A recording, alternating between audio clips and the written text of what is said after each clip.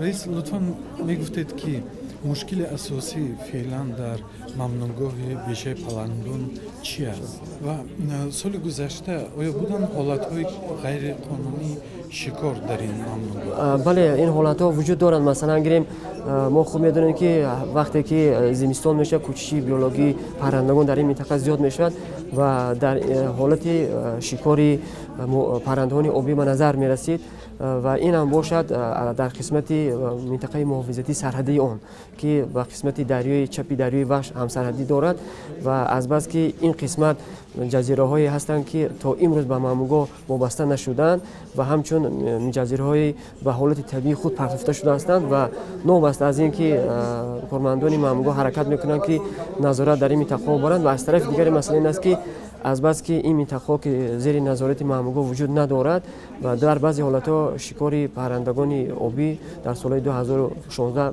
در بعضی حالت‌ها به نظر می‌رسد.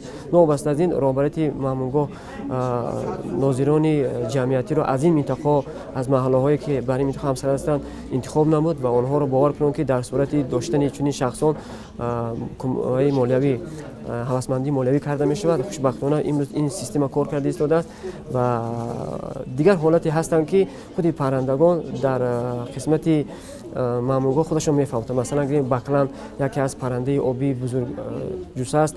خوبی کار در آن است که وقتی که به تاجیکستان میبیاد بیشتر مورماهی را نابود میکند که مورماهی در اکوسیستم آبی بیشه پلنگان یکی از مورماهی خطرناک است و بکلن هنگام داشتن مورماهی بزرگ در وقت پرواز با مثلا یعنی با صدمه‌های طبیعی روبرو میشد. وقتی که ماهی بزرگ را که استعمال میکند در گلوش در میماند و افتیدن نابود میشه. این حادثه هم وجود داشتند.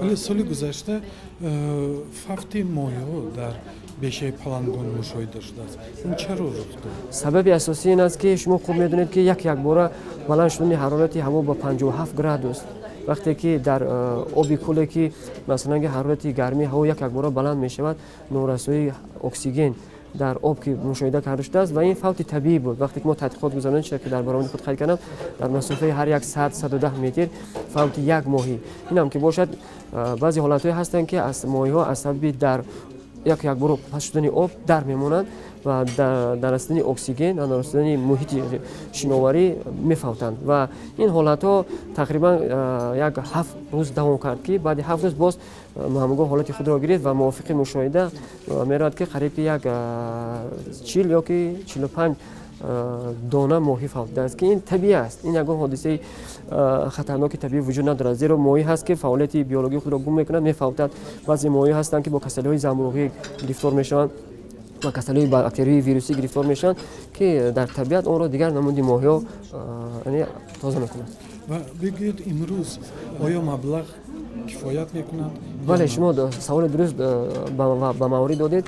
امروز برای هر یک حیوان نادر ممنوعگاه 19 درم برای زمستان گذرانی که این عموما در یگان سیاره زمین این مبلغ جدا کرده نمیشه و ما باید این رو به نظر گرفت که در زمستان سردی هوایی که اگر حیوان 2 روز یا 3 روز اگر غذایی نگیرد با خطرهای معاشوی آورده میرسند و بسیار آنها از سبب کم حرکتی میتوانند که با کلها هفتند و چقوری هفتند مثلا با یا که صید حیوانات وحشی شوند که این قانون طبیعت رو ویران میکنه. از همین خاطر اگر خوب میشد که وزارت مالیه جمهوری تاجیکستان در قسمت جدا کردن مبلغ برای حیوانات نادر یک تدبیر ضروری میاندیشید اونگاه امروز وزارت مالیه جمهوری تاجیکستان مبلغی که برای حدودهای طبیعی مخصوص مشاهده برای حفظ حیوانات نادر روانه کرده است به نمود استحصالی جدا میکند که این تماما نادرست است.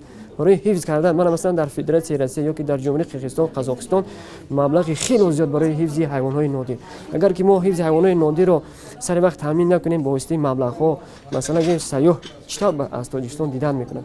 برای همین مشکلی اساسی حدودهای طبیعی مخصوص مشاهده این سر وقت جدا شدن مبلغ ها و کم بودن مبلغ ها برای حفظ و نگهداری حیوانات نادر هستند. شما گفتید 19 درم این برای حیوانات نادر برای یک حیوان نادر در یک 24 ساعت اگر اینو با ساعت تقسیم کنیم این تماما یک نشان دهنده پستری میشه.